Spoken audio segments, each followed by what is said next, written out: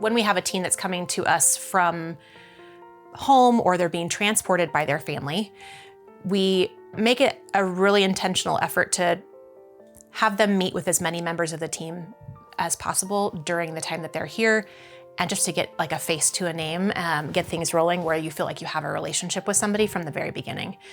We have the families come in. They actually sit in this office and have a conversation with the members of the team. That would be the clinical director, the residential director, whoever their primary therapist is. They're meeting the nursing manager, and they're also getting a chance to just like ask a few questions. We give them the basic information about our program and how it works, and follow up with touch points later.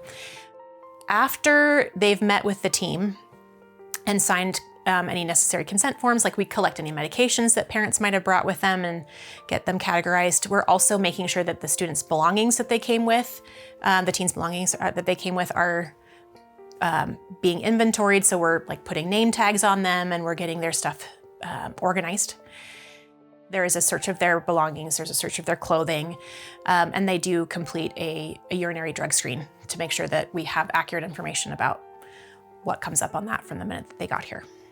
There's a lot of respect for student privacy with a lot of the searches that happen, which I really appreciate about our program, and people are very, very conscious of how hard it would be for a kid to come to a brand new program and talk to people that I don't even know, and you're gonna take my clothes and check them. That's hard, right? So they do a really good job of being understanding and compassionate with that.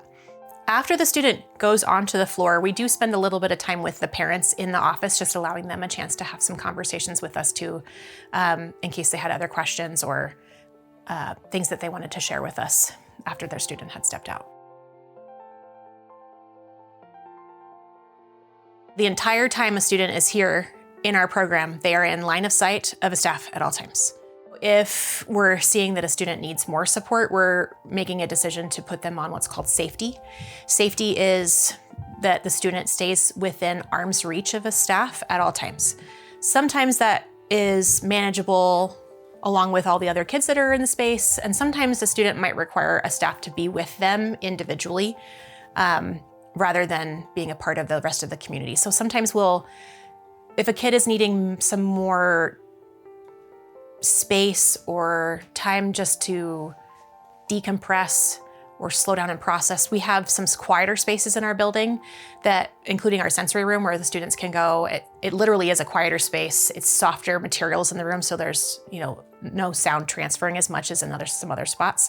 And we've got little sensory cubbies where the kids can sit down and like read a book or do a craft or something, but they have a chance to be away from the rest of the community. And we offer that to them if they're needing it in order to regulate their emotions. But most of the time what we end up seeing is that students who are needing that with staff direction are also needing the staff to go with them and encourage them. So we provide that if it's needed.